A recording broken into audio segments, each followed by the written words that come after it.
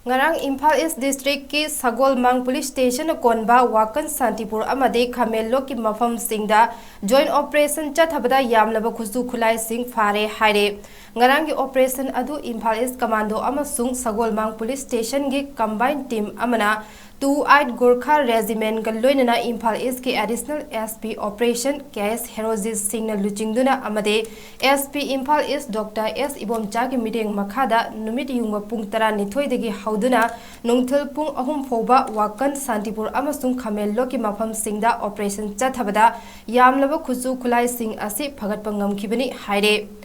phagatlaba polam sing adudi AK47 amasung AK56 ahum 51 mm mortar ama .303 rifle ahum carbine machine gun ahum 9 mm pistol ahum local made revolver ama MP5 ama 7.62 mm gi SLR nongmai taret lathot launcher ama samdoklaba UBGL ama masana sajaba rocket launcher ani masana sajaba rifle ama masana sajaba nongmai nipan insas rifle gi kap yariba maru chamapan kun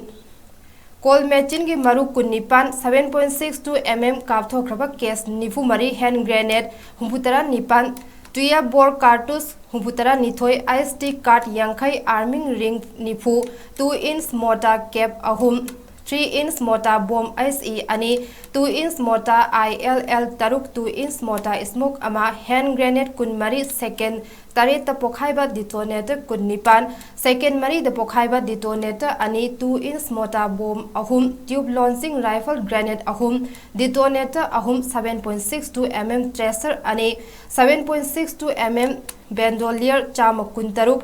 .303 rifle gi maru kuntra manga local made pistol maru kun 9 mm pistol kuntra nipan 7.62 mm SLR ama 2-inch mortar bomb nifu mari tube launching humputara taret AK47 magazine ahum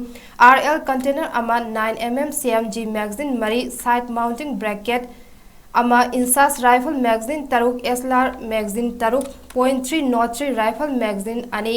helmet ahum bulletproof jacket plate taranithoi bulletproof vest taruk walkie talkie set ani black belt ani wakhaki furit ani firecracker mangani haire